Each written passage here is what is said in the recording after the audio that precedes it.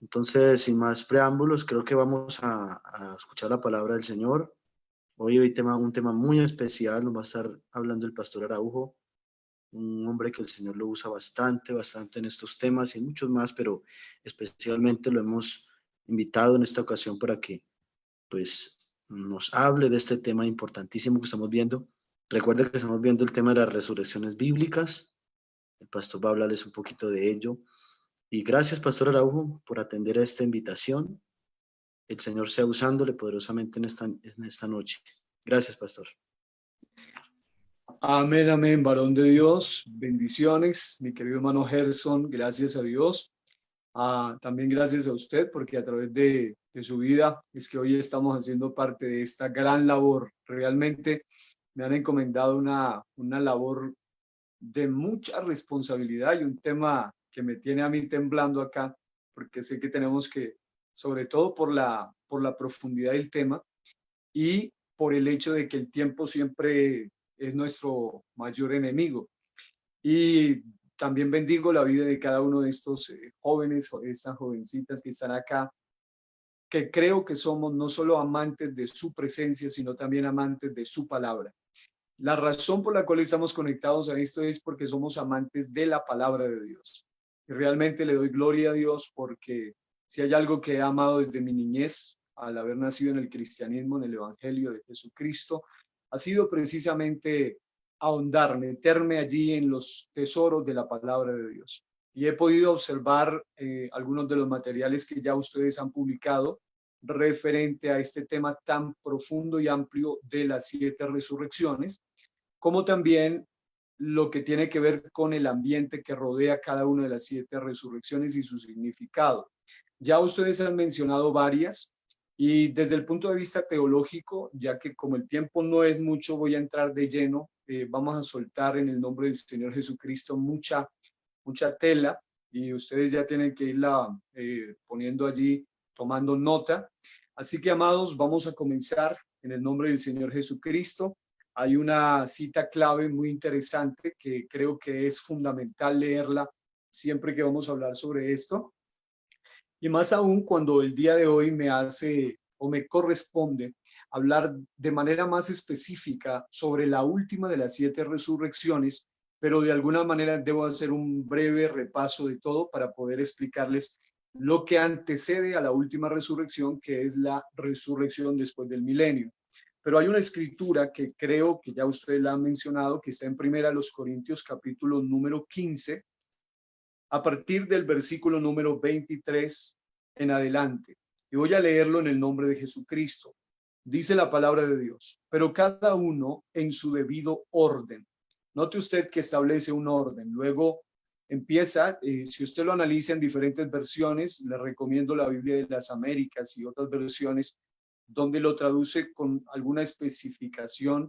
Pero en este caso, la versión Reina Valera dice Cristo, en primer lugar, luego dice las primicias, luego los que son de Cristo en su venida. Y lógicamente cuando se habla de su venida, se habla primero de su venida por la iglesia y su venida para rescatar a su pueblo Israel al final, en este caso, de la gran tribulación. En este caso habrían 2 resurrecciones aquí. Y luego dice, luego el fin, cuando entregue el reino al Dios y Padre, cuando haya suprimido todo dominio, toda autoridad y potencia. Y lo que quiero hacer hincapié es el versículo número 26. Dice, y el postrer enemigo que será destruido es la muerte. El postrer enemigo que será destruido es la muerte. Muy bien, ya que tenemos que tocar algunos aspectos muy importantes, actualmente a nivel teológico, y más aún hablando y dirigiéndome a ustedes como los estudiantes de el precioso CPIB, el Centro Pentecostal de Instrucción Bíblica, aquí en Colombia, quiero decirles algo bien importante. Dentro del ambiente teológico existen varios listados de las 7 resurrecciones, es decir, se habla de las 7 resurrecciones en diferentes escuelas teológicas. Se habla de las 7 resurrecciones tanto en los círculos bautistas, presbiterianos, pentecostales, es decir, en muchos círculos se cree en las 7 resurrecciones, pero ¿cuál es la diferencia? La diferencia es que cada uno lo lista de acuerdo a una perspectiva muy particular. Por ejemplo, hay un personaje llamado Lewis Sperry Chafer, que es generalmente uno de los más reconocidos listados, que menciona las 7 resurrecciones de la siguiente manera. Él pone en primer lugar la resurrección de Jesucristo, que creo que es donde todos estamos de acuerdo. En segundo lugar, él menciona la resurrección de los santos en Jerusalén. Él le llama así la resurrección de los santos en Jerusalén, que fueron simultáneamente con la resurrección de Cristo, en Mateo 27, 52 al 53.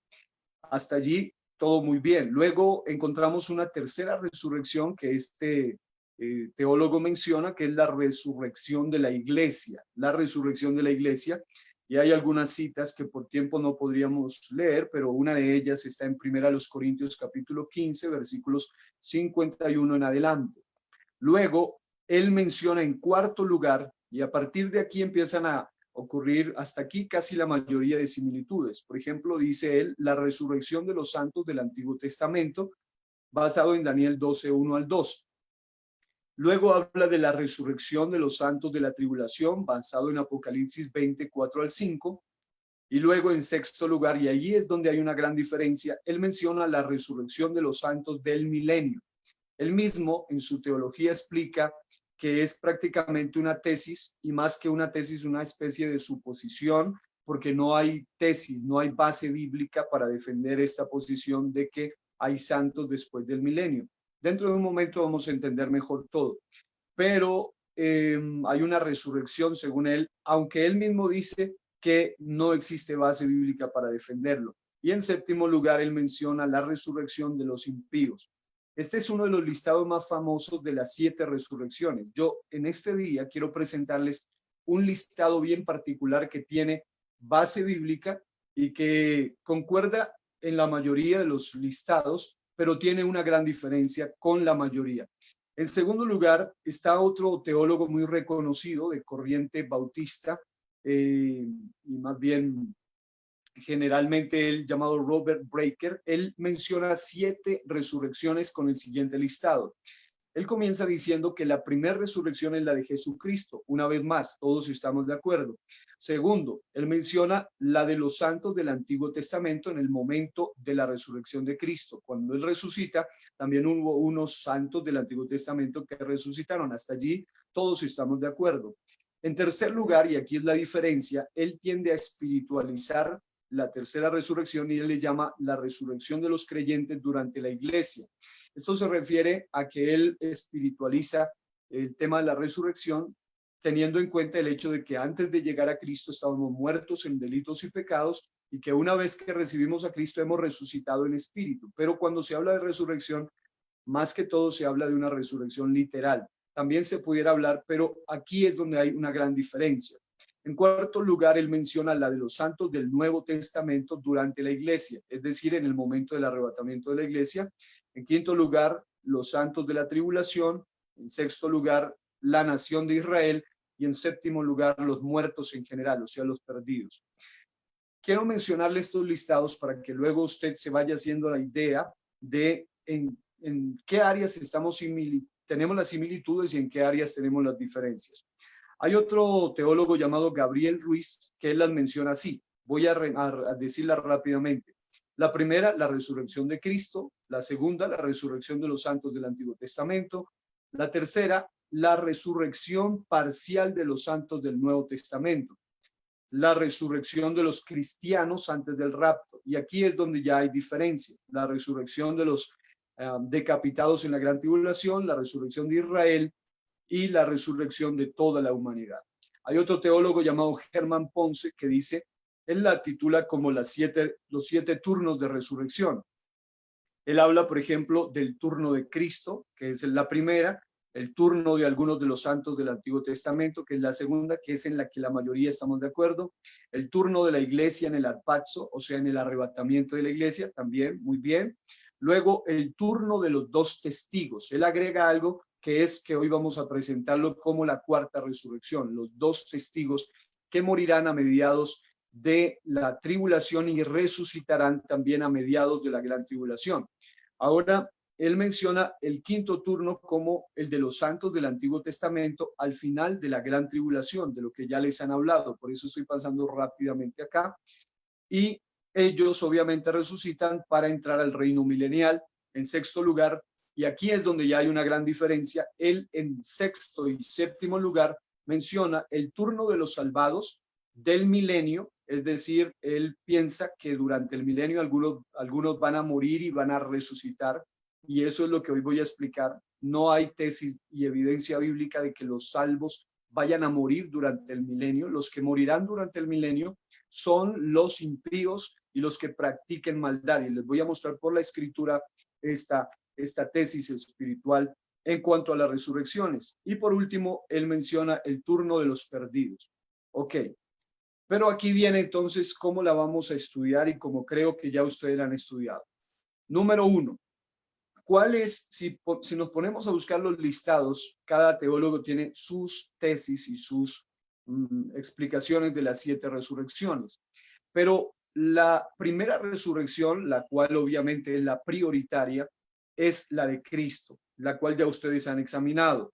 La segunda, que es en la cual también nosotros estamos de acuerdo, es la que se llama, según el texto que leímos, primicias. ¿Quiénes son las primicias? Son aquellos santos que resucitaron cuando Jesús resucitó. Me llamó mucho la atención al leer Mateo 27, los versículos 51 al 53, en algunas versiones de la Biblia y aún en la versión Reina Valera.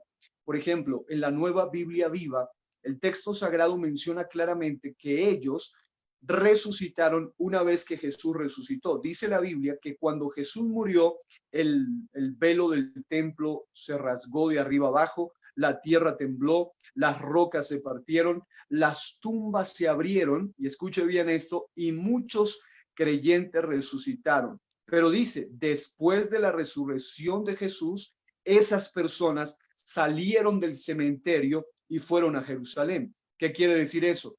Que según el mismo texto de la versión Reina Valera, Cristo es las primicias, o perdón, Cristo es el primero, y luego vienen las primicias, que en este caso serían algunos santos del Antiguo Testamento que resucitaron en el momento exacto en el cual Jesús también resucitó. Es decir, alguna versión dice que las tumbas se abrieron y luego cuando Jesús resucitó fue cuando ellos también salieron de las tumbas. Ahora, yo sé que esto ya lo han mencionado, por eso no vamos a profundizar tanto allí. En tercer lugar, que es la resurrección de la bendita y bienaventurada esperanza que nosotros tenemos, que es la iglesia. Número 1, Cristo. Número 2, las primicias. Y número 3, la iglesia. Es decir, todos los muertos en Cristo, dice su palabra, resucitarán primero simultáneamente en el arrebatamiento, serán llevados, de lo cual también ustedes han hablado. La cuarta resurrección, entonces, que tiene más coincidencia con la base bíblica, la cual tiene más lógica en el ambiente bíblico, es la resurrección de los 2 testigos. ¿Quiénes son los 2 testigos? Algunos debaten en quiénes son, pero la mayoría en el ambiente teológico creemos que se refiere a Moisés y Elías. Ellos, según Apocalipsis 11, 3 al 13, dice la Biblia que Dios les dará a la bestia el permiso para poder matarles y ellos resucitarán, dice literalmente, después de un tiempo en el cual ellos estarán, sus cuerpos estarán expuestos y la Biblia dice claramente que ellos resucitarán. Por razones de tiempo no tengo el tiempo para ahondar en lo que esta resurrección de los 2 testigos transmite y significa, pero esencialmente lo que esta resurrección transmite es el poder y la autoridad y soberanía de Dios sobre los cuerpos de los que son suyos. Porque cuando hablamos de la resurrección, hablamos también de la esperanza bienaventurada que tiene el cuerpo de los salvos. ¿Qué quiero decir con esto? Que resurrección se refiere no solamente a la salvación del alma y el espíritu, sino del cuerpo, su cuerpo resucitado. Ahora, en quinto lugar está la resurrección de los santos del Antiguo Testamento, de la cual ya ustedes hablaron, que es justo antes del milenio. Y aquí es donde puedo entrar un poco en lo que me corresponde hablar hoy. la resurrección de los santos del Antiguo Testamento será justo antes de entrar al tiempo milenial, a ese reino impresionante del cual hablaremos en un momento, y allí es donde se cumplirán cosas extraordinarias, como por ejemplo lo que Jesús le prometió a sus discípulos, también de juzgar, dice la Biblia en Mateo 19, 28, que Dios le dará a sus discípulos el poder durante ese tiempo de juzgar a las 12 tribus de Israel. Y para que esto se haga realidad o sea posible, pues lógicamente que ellos deben haber resucitado para antes de ingresar al milenio. Ahora, en sexto lugar está lo que se llama la resurrección de los mártires de la tribulación o los santos de la tribulación. ¿Quiénes son estos? Son los que menciona Apocalipsis 24, que resucitarán después de haber sido víctimas, haber sido incluso martirizados en el tiempo del gobierno del anticristo. Y por otro lado, vemos en Apocalipsis 6, 9 al 11 que estos santos de la gran tribulación son los que menospreciaron sus vidas hasta la muerte. ¿Qué quiere decir eso? Que ellos fueron de aquellos que también aparecen ahí en Apocalipsis, claramente 6, 9 al 11, y en Apocalipsis 12, 10 al 11, que murieron como mártires durante tiempos tribulacionarios en manos de la bestia. Ahora, aquí es donde queremos hacer como una especie de parada después de soltarle rápidamente todo esto y hacer una clara distinción. Aunque son 7 resurrecciones en orden, se pueden dividir en 2 para poder entenderse mejor. Número 1, la resurrección de los salvos, y número 2, la resurrección de los perdidos. O se podría decir también, número 1, la resurrección de aquellos que tendrán esperanza, y número 2, la resurrección de los que no tendrán esperanza. Y la Biblia lo describe mejor cuando dice la primera resurrección y la segunda resurrección. Cuando se habla de la primera resurrección, se está hablando de la resurrección de los salvos.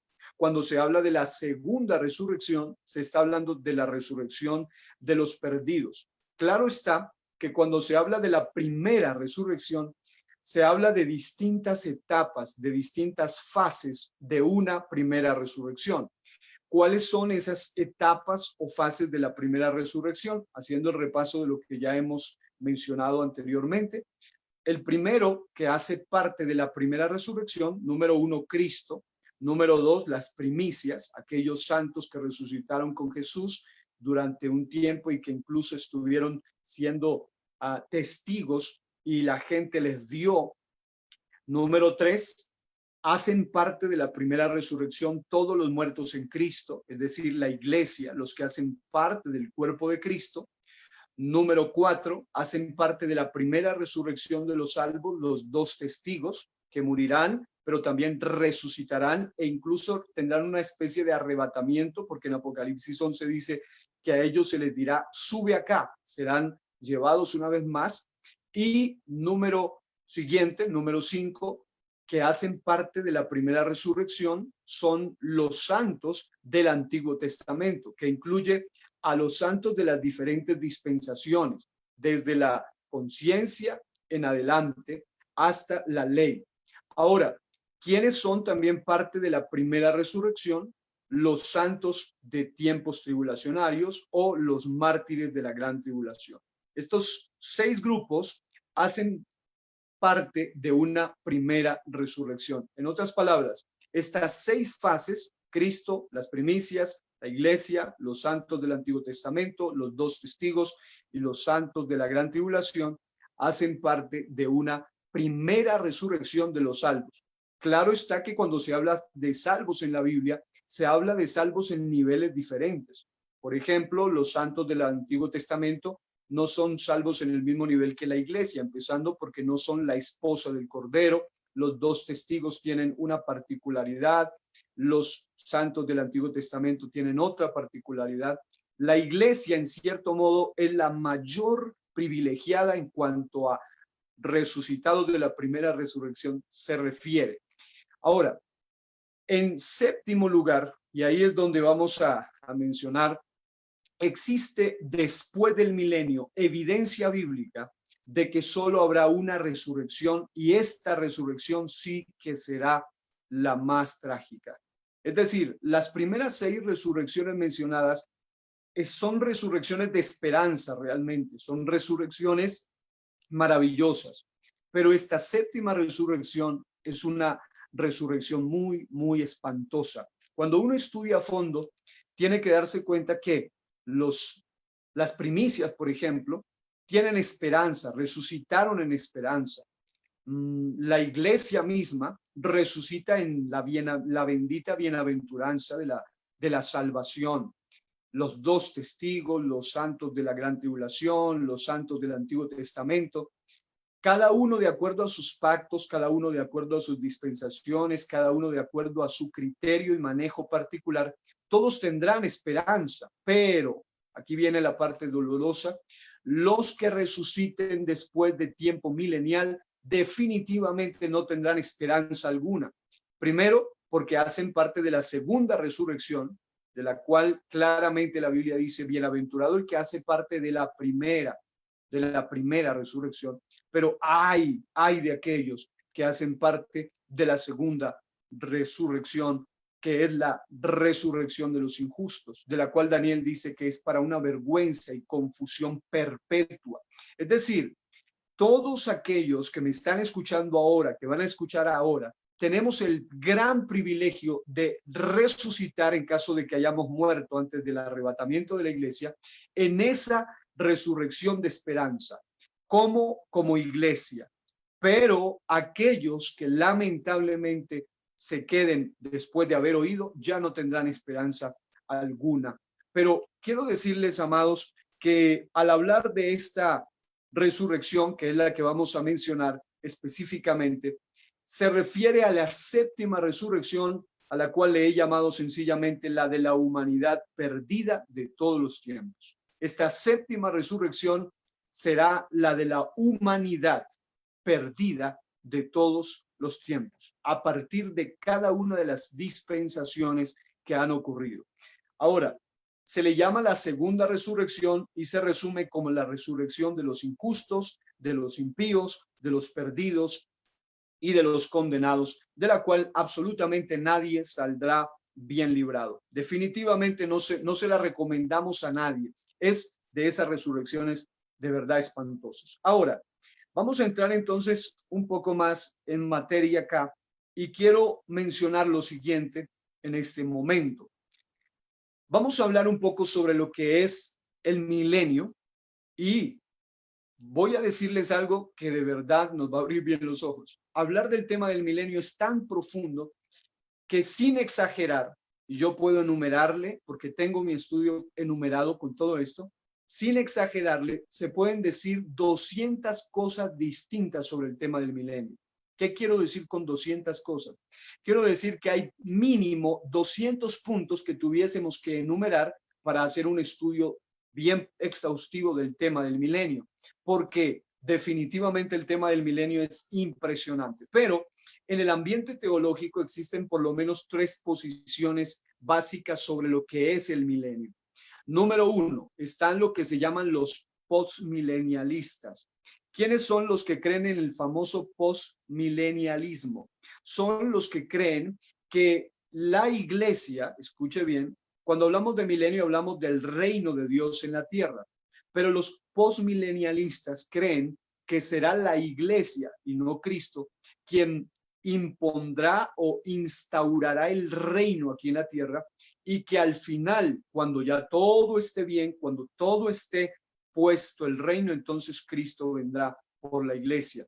Pero obviamente el postmilenialismo ya actualmente, como van las cosas, ha ido perdiendo fuerza. ¿Por qué? Porque los que creían en el postmilenialismo pensaban que la iglesia, mientras la iglesia está en el mundo, las cosas iban mejorando año en año, pero usted ve cómo está el año 2020, las cosas se están poniendo cada vez de mal en peor. Es decir, los postmilenialistas enseñaban que mientras la iglesia esté en el mundo, las cosas se iban a ir mejorando tanto que la iglesia finalmente iba a tener un gobierno global, cosa que Eso no va a suceder. Así como van las cosas, lo que sí se va a poner global es el gobierno anticristo, pero no el gobierno de la iglesia.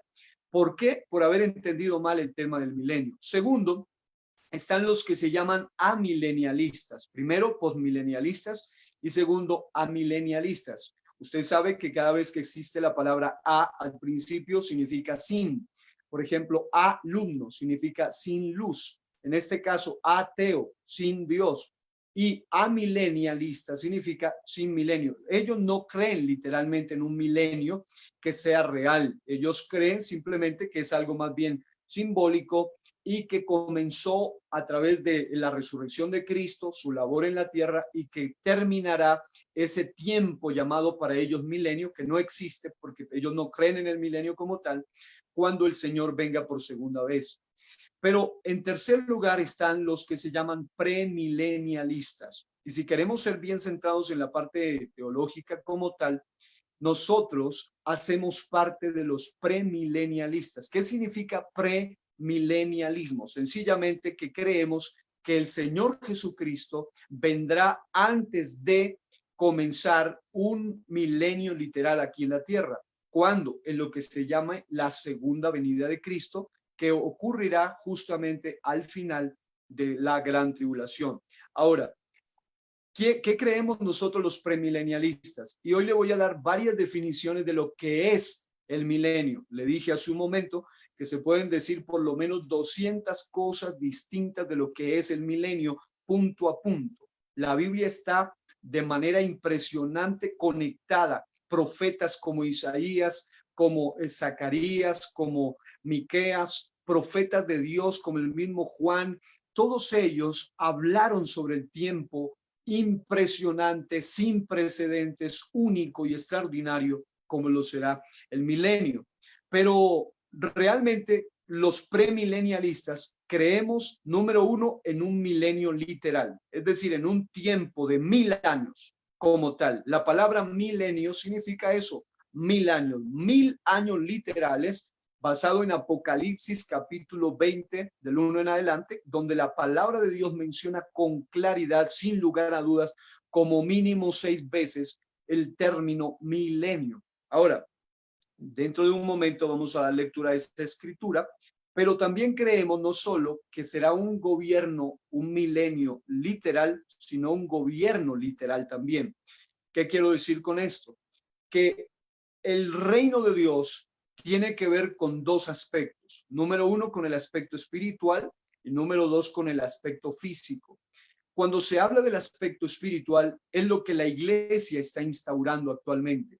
Y allí es donde muchos se han confundido. Nosotros como iglesia predicamos el evangelio del reino en el sentido de un reino espiritual. Pero según Mateo capítulo 24, la Biblia dice claramente que se predicará el evangelio del reino y luego vendrá el fin. Cuando habla en Mateo 24, el contexto profético del texto se está refiriendo a la predicación de un evangelio del reino literal. Existe un reino espiritual de Cristo, que es el que usted y yo, cuando usted recibe a Cristo, cuando usted se entrega a Cristo, cuando usted se bautiza, cuando usted nace de nuevo, usted recibe sobre su vida lo que se llama el reino espiritual. Pero cuando esté ocurriendo lo que se llama la predicación del evangelio del reino a través de los dos testigos, de los 144,000 en el tiempo de la tribulación, ellos estarán hablando no solo de un reino espiritual, sino también de un reino literal, que vendrá a ser instaurado. Ahora, yo quiero simplemente mencionar lo siguiente. Yo escuché una enseñanza muy interesante que nuestro hermano Gerson les estaba impartiendo referente a lo que es la gran tribulación. Las cosas en el tiempo tribulacionario se van a poner tan complicadas en el mundo. Sellos con trompetas, copas, terremotos, plagas, destrucción, hecatombe, el presidente mundial que será más bien un dictador, el anticristo, es decir, demonios por aquí. Las cosas serán terribles. Incluso al final de la gran tribulación, todo terminará con una tercera guerra mundial llamada el Armagedón. Es decir, las cosas se van a ir poniendo de mal en peor al punto que la Biblia menciona que prácticamente la tercera parte de la humanidad desaparecerá.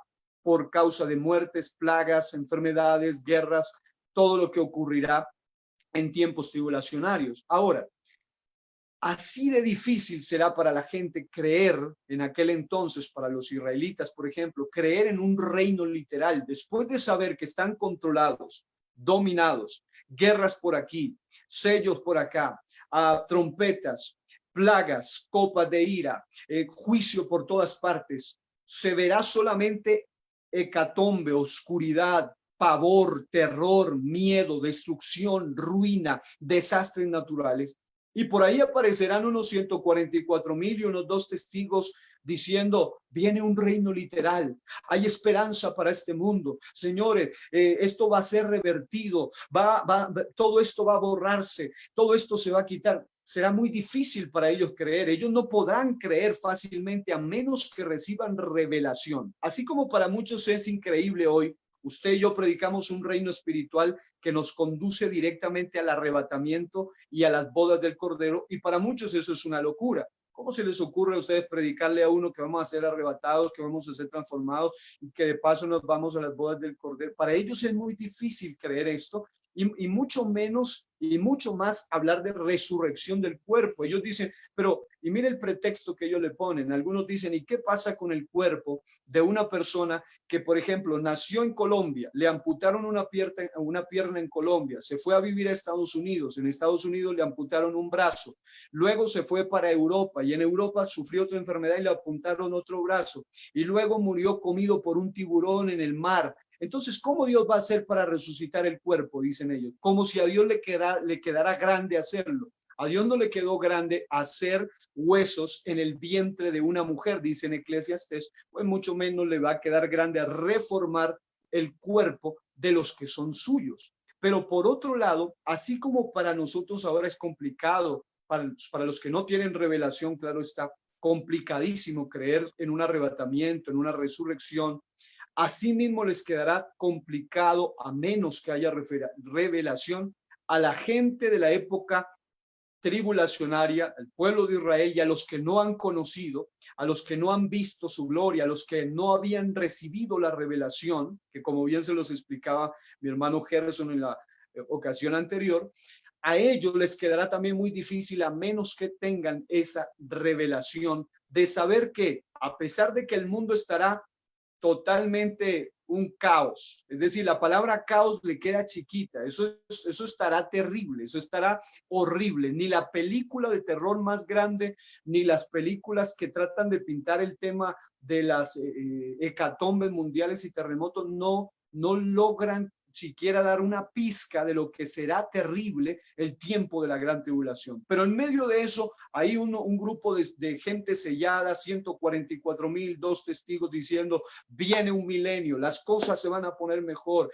el rey viene, y ellos hablarán de un milenio literal. Por eso se llama el evangelio del reino. Evangelio significa buenas nuevas, buenas noticias. En medio de tantas malas noticias, ellos predicarán una buena noticia. Pero doy gloria a Dios porque así como en la dispensación de la gracia, hay quienes seguimos creyendo firmemente en el arrebatamiento, en la resurrección, y lo creemos y sabemos que vamos a ser partícipes. Así también en ese tiempo habrán algunos que creerán que sí, que habrá un milenio literal. Ahora, vamos a ver un poco de lo que será el milenio y luego aquí vamos a ver evidencias de cómo será entonces el tema de por qué creemos en algunos ambientes teológicos que no habrán muertos santos dentro del milenio.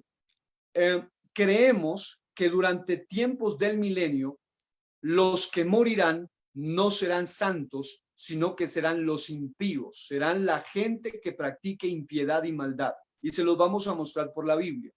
Porque, número uno, ¿qué es el milenio? Yo le decía al principio, esto es un tema muy amplio, pero se lo voy a resumir así. Número uno, el milenio es como la introducción, es como una obertura musical, es como un preludio o como lo más parecido al cielo aquí en la tierra. Hay 2 escrituras que por tiempo solo no las voy a leer, pero sí creo que se las quiero mencionar para que usted las apunten por allí. Hay 2 escrituras impresionantes que nos muestran que una vez que termine el Armagedón, una vez que termine la tribulación, la gran tribulación, una vez que este mundo esté vuelto un caos y el Señor venga por segunda vez, aquí ocurrirá algo impresionante, ocurrirá algo tremendo, y es que la Biblia menciona claramente que durante un tiempo de no muy poco tiempo, sino un muy buen tiempo, estarán limpiando la tierra de la cantidad de mortandad que habrá durante el inicio, durante la apertura de lo que se llamará el milenio, porque entre otras cosas, no habrá guerras durante el milenio, no habrá soldados durante el milenio, no habrá equipos militares durante el milenio, no habrá armamento militar durante el milenio. Será un reino de paz, según Isaías 9, 5 al 7, según Isaías 14, 7, según Isaías 26, 12. Voy a repetirlo. Isaías 9, 5 al 7, Isaías 14, 7, Isaías 26, 12, Zacarías 9, 10. Zacarías 9, 10 y también Isaías 62, 8 al 9.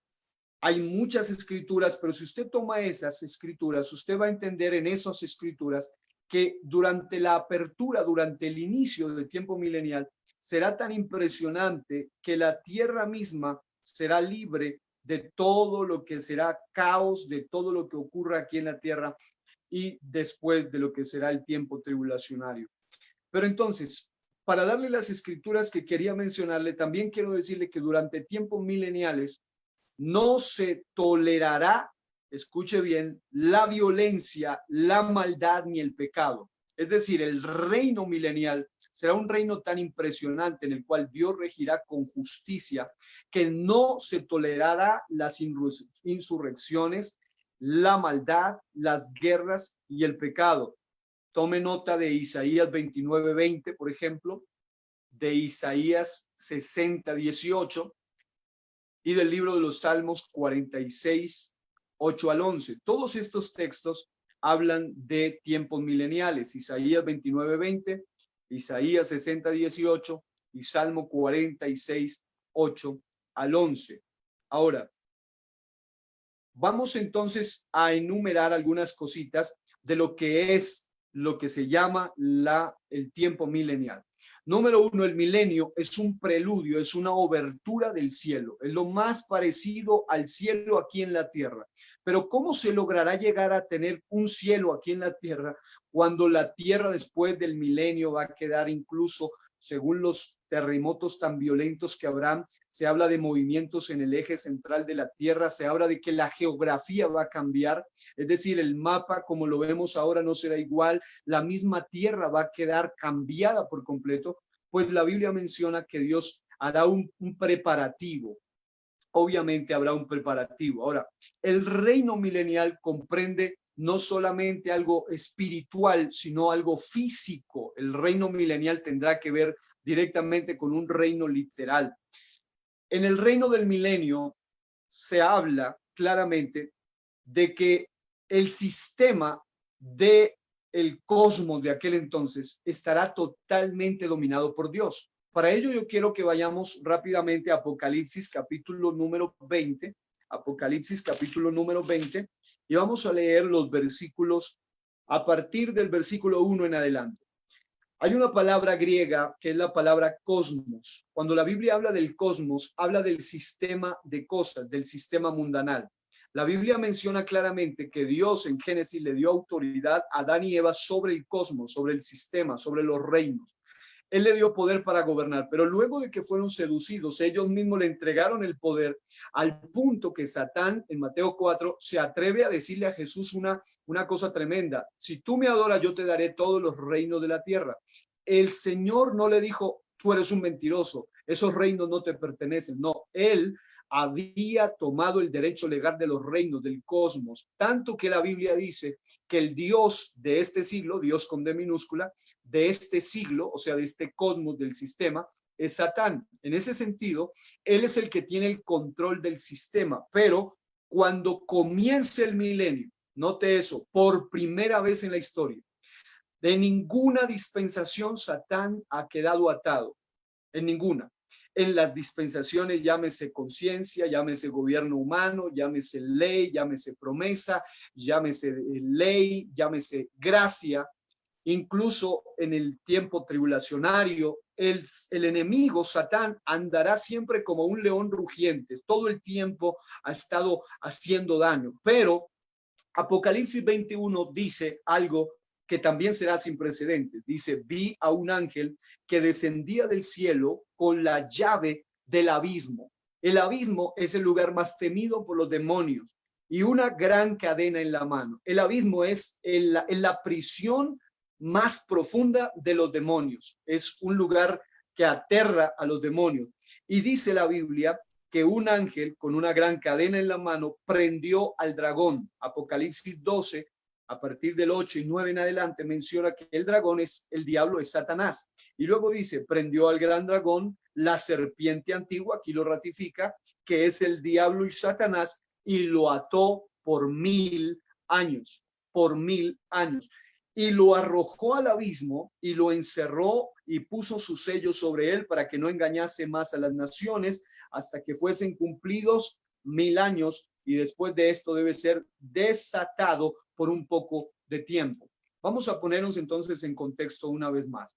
Termina el tiempo tribulacionario con lo que se llama la gran guerra, tercera guerra, el Armagedón, una guerra impresionante que no solo será física, sino también cósmica, porque ahí es donde desciende Jesús con sus ángeles, y hay una guerra impresionante.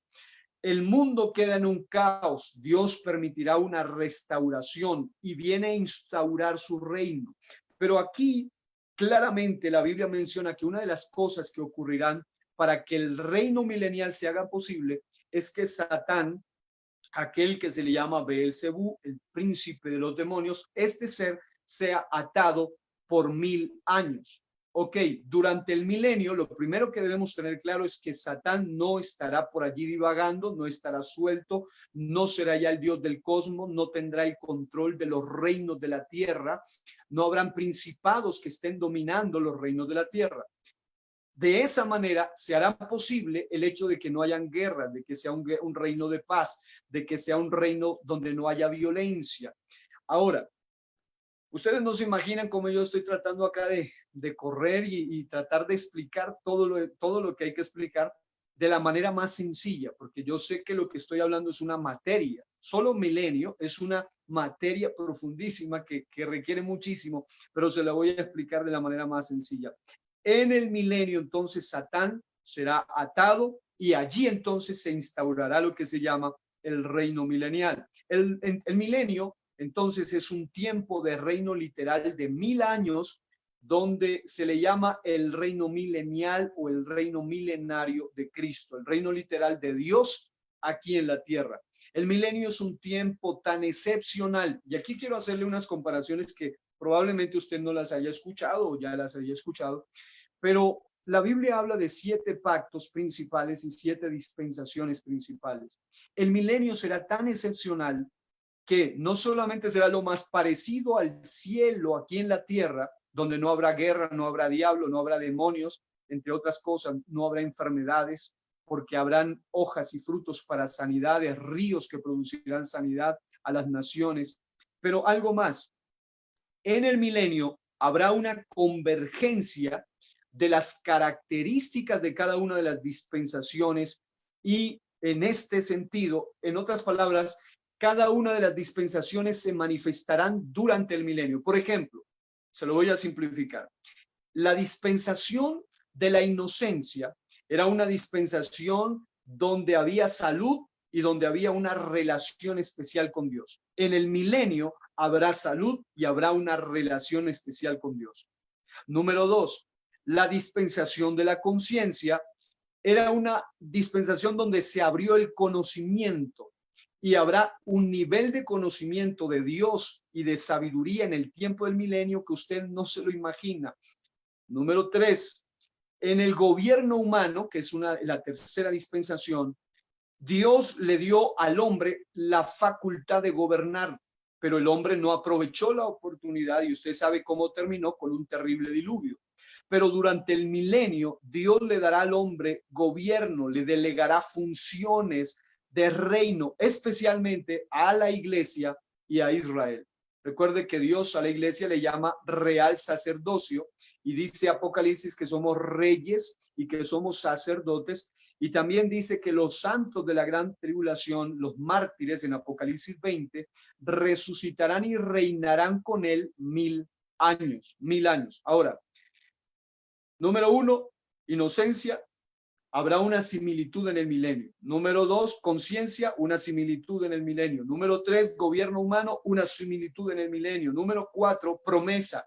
La promesa es ese momento maravilloso cuando el Señor habla con Abraham, que llegó a ser Abraham, pero se llamaba Abraham primero. Dios le dio promesas de bendición, de prosperidad, le dio promesas tipo tierra, tipo cielo y tipo espíritu. Le dijo, será como las estrellas, hablando de promesas espirituales. Tu descendencia será como el polvo, hablando de promesas terrenales. Es decir, Dios le bendijo de una manera tan extraordinaria que la dispensación de la promesa también se hará manifiesta durante tiempo milenario, porque será el cumplimiento de promesas terrenales y espirituales de bendición para todos los que sean simiente de Abraham. Número siguiente, la ley. Recuerde que en el tiempo milenial se restaurará la ley otra vez. Se volverá a guardar el Shabbat, se volverán a guardar ciertas fiestas judías. Durante el tiempo del milenio se guardarán ciertos rituales y ceremonias que se guardaban en el tiempo de la ley. Es decir, se restaura también algo de la ley. La gracia. En el tiempo de la gracia se disfruta hoy de la salvación, se disfruta hoy del perdón, de la misericordia.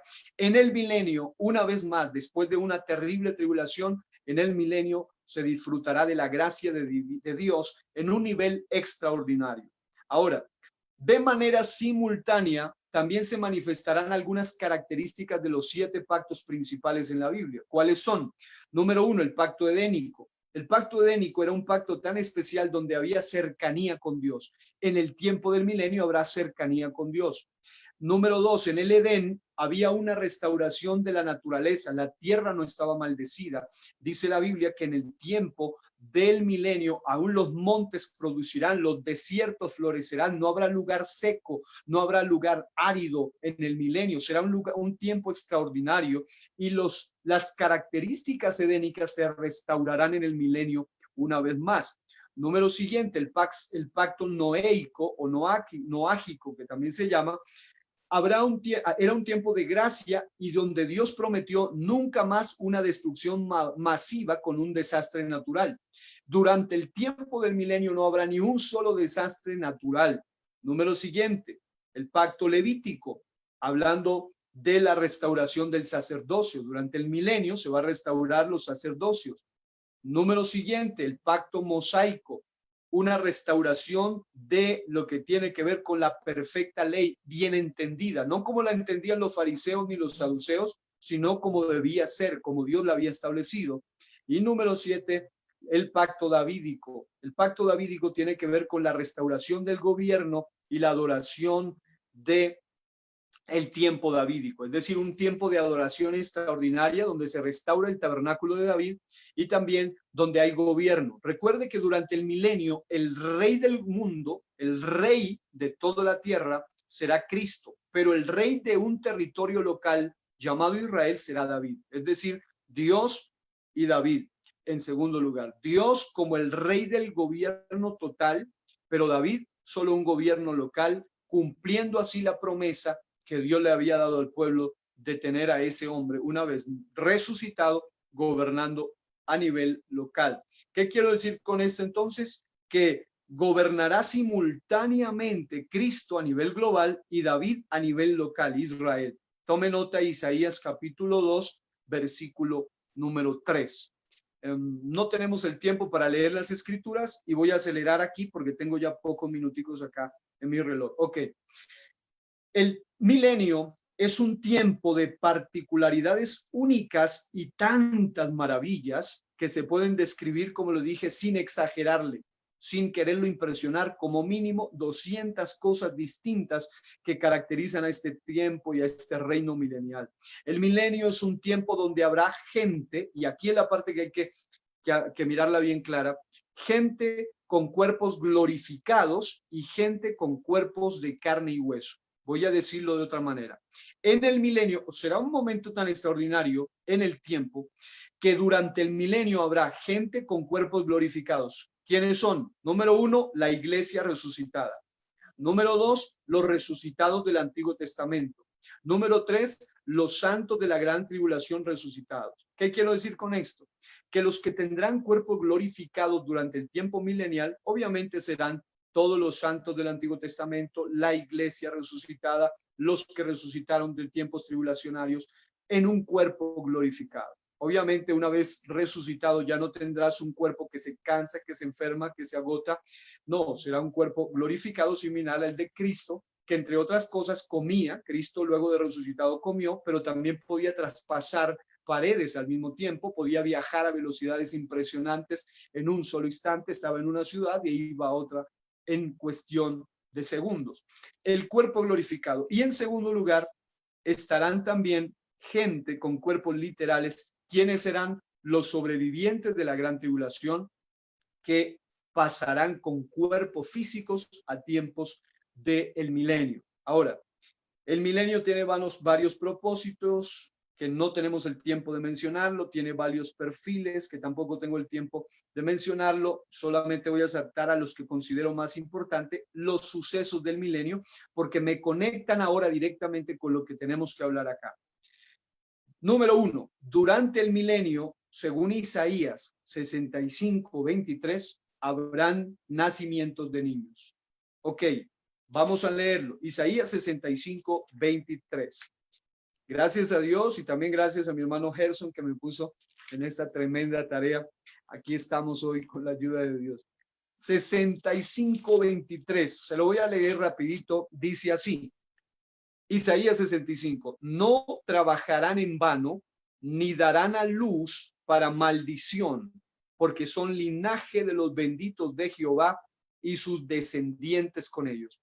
Este es un texto milenial, es un texto que tiene aplicación durante el tiempo milenial, donde la Biblia claramente menciona que específicamente los benditos de Jehová, un linaje selecto, un linaje especial, aquellos que no adoraron a la bestia, aquellos que no se arrodillaron ni se doblegaron a ese sistema y sobrevivieron, que fueron guardados como un remanente, ellos dice claramente que no darán a luz para maldición. Cuando dice no darán a luz para maldición, esto nos va empujando a entender que cuando la Biblia habla de maldición, la maldición, dice Proverbios, nunca vendrá sin causa.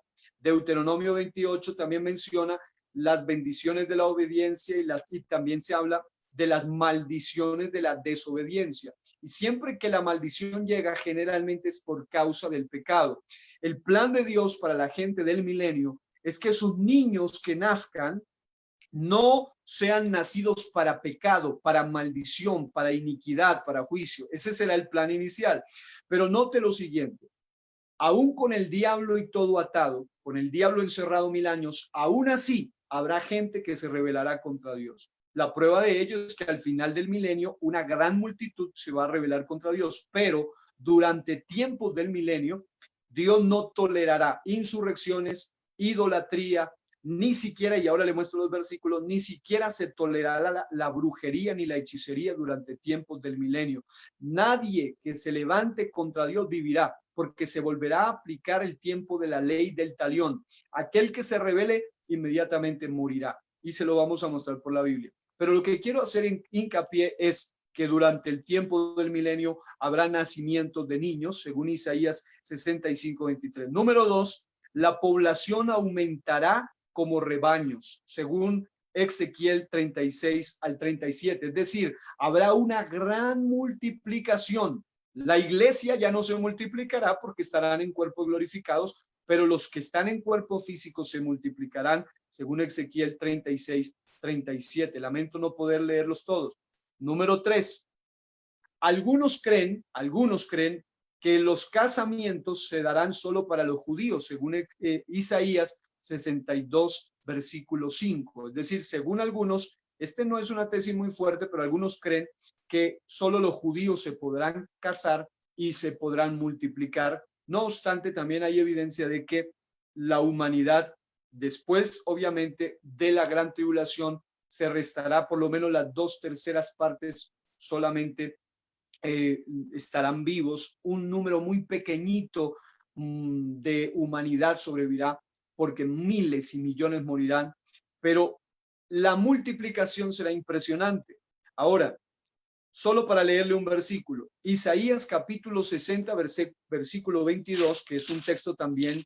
A Isaías se le llama el profeta mesiánico, no solo porque reveló al Mesías, sino porque él habla como ningún otro, es decir, no hay ningún otro profeta que hable tanto del milenio y su reino como el profeta Isaías. Por eso se le llama profeta mesiánico. En Isaías capítulo número 60, el versículo número 22, que quiero leer ahora, dice algo bien interesante. Dice la Biblia: el pequeño vendrá a ser 1000, el menor un pueblo fuerte. Yo, Jehová, a su tiempo haré que esto sea cumplido pronto. La interpretación profética de este versículo es que durante tiempos mileniales los pueblos, las familias serán muy grandes, serán muy numerosas. Acuérdense de nuestros antepasados, familias de 14, de 18. Eso era normal. Hoy en día son familias de 1 a duras penas y otros solo tienen mascota, pero en esa época la mayoría de familias eran de 10, 12, la más chiquitita de 16. Pero en tiempos mileniales las familias se van a multiplicar otra vez. Ahora, también durante el tiempo del milenio, la Biblia dice que nadie trabajará en vano y no darán hijos para maldición, que lo leímos en Isaías 65, 23. También durante el tiempo del milenio, todos los que practiquen impiedad, para eso tengo que explicar. El pecado es una cosa, la impiedad es otra. Pecar es la tendencia del ser humano. La impiedad es cuando una persona practica deliberadamente, a propósito, como una especie de vicio, un pecado en particular. En el tiempo del milenio, quedará demostrado que el pecado seguirá vigente a pesar de que el diablo estará atado. Quedará demostrado que el ser humano se va a rebelar contra Dios a pesar de que el diablo no los estará engañando. Y también quedará demostrado que quien practique impiedad, véase por ejemplo Isaías 11:4. No puedo saltar esto porque definitivamente no lograríamos captar sin leer esto. Isaías capítulo 11 y el versículo número 4, la palabra de Dios dice de la siguiente manera. Dice: sino que juzgará con justicia, hablando de su reino milenial, a los pobres y arguirá con equidad para los mansos de la tierra. Y escuche: y herirá la tierra con vara de su boca, y con el espíritu de sus labios matará al impío. Por esas razones que nosotros no creemos que del milenio saldrá gente que haya vivido en piedad y en santidad, que se muera durante el milenio, porque entre otras cosas se restaurará la longevidad de la vida como los árboles. Y los árboles, el que menos vive entre 600, hay árboles que viven 5.000 años, 2.000 años, 3.000 años y más de 1.000 años. La Biblia dice claramente, y esto no es alegoría, esto es literal, que así como el milenio es literal, la vida de los hombres restaurará a la época de la inocencia, cuando la gente vivía prácticamente, ninguno en la Biblia logró vivir 1.000 años, el que más vivió fue Matusalén, pero fue porque el pecado ya había ingresado a la tierra, pero el plan de Dios en el milenio se hará realidad. La mayoría de seres humanos superarán los 1.000 años, tanto que la Biblia dice que un niño se le llamará niño cuando tenga 100 años. Imagínense, el hombre de 100 años seguirá siendo niño. Hoy en día, pues uno de 100 años ya no se le puede llamar niño. Es más, la mayoría ni siquiera viven hasta los 100 años. Ahora, note lo siguiente. Isaías 11:4 muestra claramente que el impío morirá. Número 2, nadie que se rebele durante el tiempo del milenio será impune. Anote Isaías 33:24. Estas escrituras son reveladoras y de verdad que no podemos pasarlas por alto. Isaías 33:24, la Biblia dice de la siguiente manera: no dirá el morador estoy enfermo, porque entre otras cosas la enfermedad será quitada. Al pueblo que mora en ella le será perdonada la iniquidad. ¿Qué quiere decir? Que sí habrá misericordia. Quien se arrepienta, Dios no lo matará porque sí. No será que lo mata de inmediato, sino que le dará oportunidad. Pero también dice que quien se rebele no quedará impune. Por ejemplo, Isaías 65:20. En Isaías capítulo 65, versículo 20, dice la Biblia: no habrá allí más niño que muera de pocos días, ni viejo que sus días no cumpla, porque el niño, escuche, se le llamará niño, morirá de 100 años, y el pecador de 100 años será maldito. ¿Por qué hace esta aplicación? La palabra maldito viene de la palabra kalal en hebreo, que significa aquel que será cortado, eliminado y raído. Cuando dice maldito, es porque a quien haya cumplido 100 años en tiempos del milenio, por causa de la iniquidad, la única forma de morir será por causa de la iniquidad. ¿Qué quiero decir con esto? Que quien no practique iniquidad, quien viva fiel a Dios durante el tiempo milenial, no morirá. Pero quien practique impiedad, aunque sea un niño de 100 años, según el texto y según la dispensación, morirá maldito. ¿Qué quiere decir eso? Será raído, será cortado y será sacado. Ahora, voy a concluir solamente mencionándole las demás cosas que sucederán. Número siguiente. Y anótese por favor Ezequiel 28:5. También es evidencia de que los que practiquen impiedad no quedarán impunes.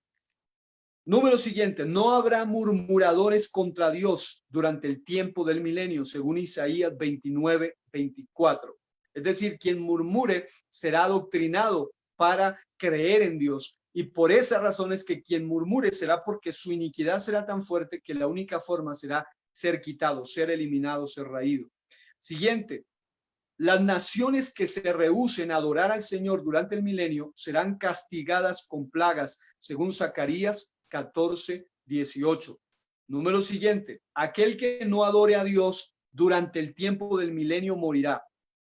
También hay que entender que no habrá forma de rebelión que no sea castigada, y el rebelde que mantenga en la rebelión será destruido. Isaías 29:20. Solo quiero leerlo también. Isaías capítulo 29, versículo número 20. Dice: porque el violento será acabado y el escarnecedor será consumido. Serán destruidos todos los que se desvelan por hacer iniquidad. Esto es en tiempo milenial. En el milenio, Dios no tolerará la iniquidad. Es decir, hoy en día la gente hace lo que quiere y hace y se burlan incluso y quieren pretender burlarse de Dios. En el milenio no se tolerará la iniquidad. Otra cosa fuerte, que es bueno que usted la sepa, que en el milenio no habrá ni hechiceros, ni brujos, ni falsos profetas. Zacarías capítulo 13, versículo 2. En el milenio no se tolerará la idolatría. Zacarías 13:2, Isaías 30:22 y también Isaías 31:7. Toda la idolatría será derribada, raída. En el milenio no habrá enfermos, según Isaías 33:24, y la enfermedad muchas veces viene como resultado del pecado, pero que durante el milenio la iniquidad no se practicará, tanto que la Biblia dice en Ezequiel 47:8-12, que habrán ríos, habrán hojas de árboles especiales que servirán para medicina de aquellos que por su pecado se enfermen, porque los enfermos tampoco serán abundantes durante el tiempo del milenio, y quien se enferme será una señal de que está en pecado, pero también Dios proveerá no solo la llaga, sino también la medicina durante el tiempo del milenio. En el milenio nadie morirá de menos de 100 años. El texto sagrado muestra que la mortalidad infantil no existirá en el milenio, Isaías 65:20, y quienes mueran morirán por causa del pecado. En algunos casos, los pecadores inicuos, es decir, los que se empeñan en el pecado, morirán, pero habrá tolerancia, es decir, en el sentido de misericordia, se les dará una oportunidad. Pero la Biblia dice claramente que el pecador de 100 años será maldito, Isaías 65:20, el que persiste en el pecado. Y este texto quiero que lo tomen y lo anoten, Isaías 65:21-22. Es el texto más poderoso de todos los que tienen que ver con vida larga en el milenio. Habla de longevidad y habla de larga vida como la de los árboles. La Biblia dice que los años, la vida de las personas llegará a ser como la de los árboles, según Isaías 65:21-22. Y cuando la Biblia utiliza esa palabra árboles allí, se está refiriendo no a árboles que duran 500 años, sino a árboles que superan de 1000 a 2000 años, como el secuoya, que dura hasta 5000 años, entre 4000, 3000 y 5000. ¿Qué quiere decir eso? Que es una evidencia fuerte que cuando el milenio ocurra, los que entren al milenio, aunque tengan 50 años, 80 años, 90 años, en el tiempo en que entren, no morirán durante el milenio mientras se mantengan en santidad y en pureza, pero los pecadores impíos morirán, Dios mismo los maldecirá, Dios mismo los cortará, Dios mismo los destruirá, como acabamos de leer. Según Zacarías 8:4, las plazas estarán llenas de viejos y de niños en Jerusalén, es decir, será un tiempo de bendición. Según Isaías 65:20, no habrá mortandad infantil, y según Isaías 33:6, habrá abundancia de salvación en el milenio. Ahora, concluyo con esto. Nosotros entendemos por estas escrituras y muchas más. Yo hice aquí el esfuerzo que usted no se imagina, son 200 puntos distintos. Yo le resumí solo algunos para que usted se haga una idea de que, número uno, ¿quiénes entrarán al milenio? Los que sobrevivan de la gran tribulación en cuerpos físicos. Ellos se podrán multiplicar, habrá nacimientos, pero la Biblia claramente muestra que no habrá mortandad infantil, pero quienes mueran serán personas que hayan practicado iniquidad. Dios mismo los matará, Dios mismo los destruirá, Dios mismo los cortará. Por otro lado, los que vivan en pureza, en santidad, tendrán el beneficio de la vida como los árboles. Una vida que no será menos de 800, de 1000, de 2000 y de 3000 años. Obviamente el milenio terminará a los 1000 años. ¿Qué quiere decir eso? Que no morirán los santos. ¿Quiénes entonces sí morirán? Según la Biblia, los perdidos. Esa es la razón por la cual Apocalipsis capítulo 20 muestra que cuando el milenio termine, solamente habrá una resurrección. No habrán dos resurrecciones, es decir, no dice, y aquí resucitarán los que murieron durante el milenio para ser salvos y los que murieron pecadores durante el milenio para ser condenados. No, la Biblia en Apocalipsis 20 solo muestra una última resurrección, y con leerla yo creo que lo dice todo. La Biblia dice claramente, Apocalipsis 25, pero los otros muertos, o sea, los perdidos de todas las dispensaciones, y los que mueran durante el tiempo del milenio, pero los otros muertos no volvieron a vivir hasta que se cumplieron 1000 años. Esta es la primera resurrección.